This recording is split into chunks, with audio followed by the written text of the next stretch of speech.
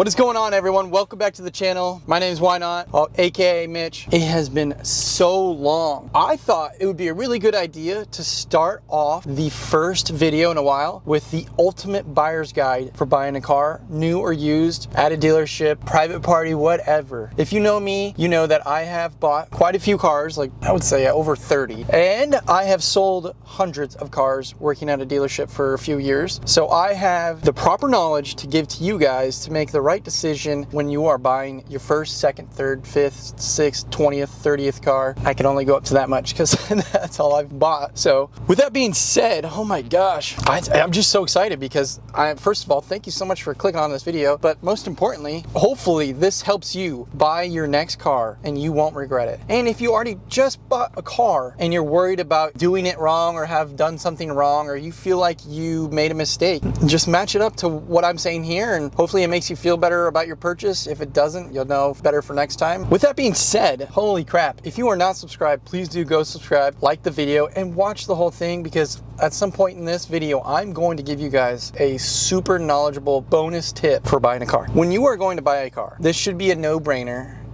Should.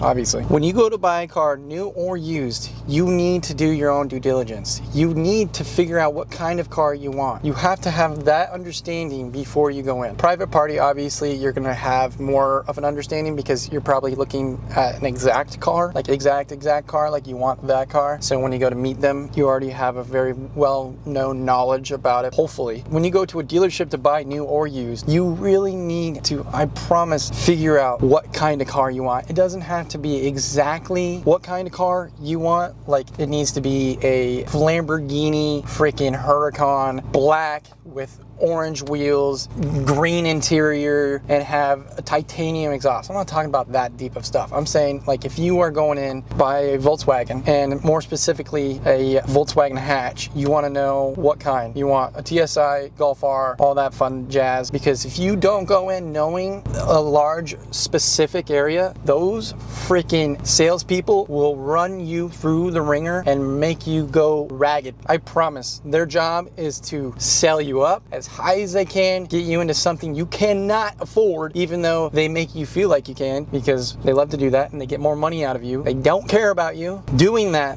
gives you more power. It allows you to make non-emotional decisions. Is when you go to buy a car, you have to be emotionless. Obviously, you're gonna have some sort of emotions because it looks sweet, sounds great, you believe it's perfect for you. You can have a little bit of that, but when you go to officially purchase, you cannot feed into that to make a wrong decision. Because if you have that kind of emotion, and more so in a dealership, they will use that every ounce against you to get you into something that will not make sense financially, and you will regret it later, turned upside down, and just have this ball full of stress and anxiety years to come. Emotion needs to leave the table when you step in front of that private seller or that dealership. It will help you, I promise. And that comes with knowing a lot about what you want before you get there. So if you do those two, the emotion part will be a lot easier. The next thing is, when you get to the point where price, strategy, you negotiate, you need to know that the one talking the most is losing. So if you're the one doing all the talking, especially at a dealership, you are losing. You are not getting leverage. You are not putting yourself into a position that allows you to create a better deal for yourself, because you're the one buying the car. So when you go into it, you want to have questions laid out. You want to be the one asking the questions and having the other person talk, because that allows you to dig a little deeper, find certain things that might help you create a better deal for yourself. If you can get them to talk negatively about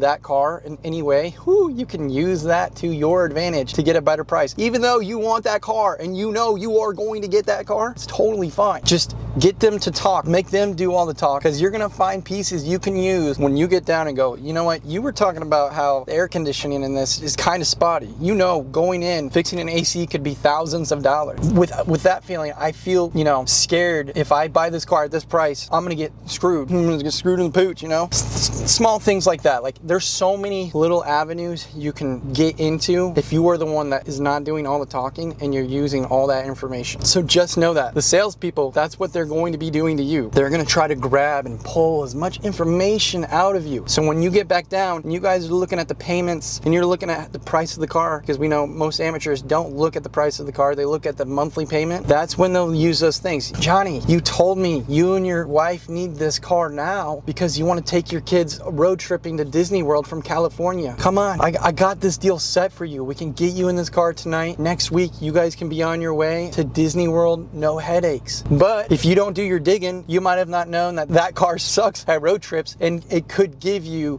whole mess of problems. So you see how all these things are flowing in. And if you don't have an emotion going into that sale, that Disney trip doesn't matter because you were making the right decision without the Disney. You following me? I hope you are. When it comes to negotiations, you have to be the one asking the questions and talking less. Go in there trying to pull information from them. Don't let them pull information from you. That being said, with private party, ask them a lot of questions about the car. See if you can get history out of it. See if you can get something that might sound bad. See if just anything, because you want to go in knowing full well after you bought that car, because you probably really want it to begin with, you had all your questions answered, and makes you feel better, and also, like I said, gives you better negotiation position. This is a fun one. If you are buying a new or a used car from private party or at a dealership, I always think it's a good idea before you go to that car to buy it or whatever. You don't have to agree with me, but this is my personal opinion. It is to drive the newer version of that car, whatever that might be. So like if you're buying an older Volkswagen, go drive the newer Volkswagen. And it doesn't have to be the newest. It could be like 3-4 years newer, just to get an idea of like what to expect. So if you're buying like something with 60,000 miles, go drive something with 20,000 miles and listen to it, feel it, all this fun stuff. Because when you go to that older car and you start driving it and it feels, you know, just as good, AC pushes just as well, all that fun jazz, mileage kind of looks the same after you do due diligence. After you do that, you have a better feel and understanding of like the performance of it. And obviously not all cars are going to be the same, but that's why I'm saying do a newer version, because it gives you an idea. Unless it has a whole different engine, obviously it won't work. But a lot of these cars don't change engines too rapidly. That goes back to due diligence, because you'll know at that point. For the bonus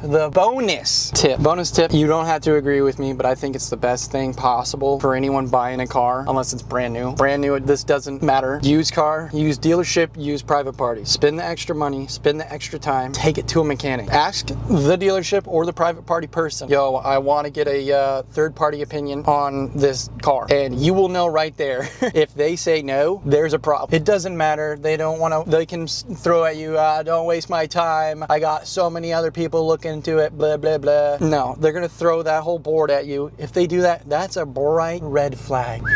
That screams problems they don't want you to find. Now, I promise you, 10 out of 10 times, that is why. Dealerships will go, yeah, sure, dude, whatever. And then hopefully, and if a dealership says no to that, you got like hell no. Private party, if they push back, just there's another car out there, dude. I mean, there is another car out there. Trust me, you might have to wait longer, but spend that extra money. It'll be worth it. And just make sure that shop, you have a good reputation. I hope so. I got a few here in Florida, so if you need one, that's my bonus, because people really go back to emotions. They just do it right there, face to face, make big mistakes. Take it to the shop.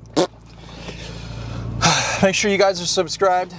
Thank you so much for watching. I really do appreciate it. We'll see you on the next one. Peace out.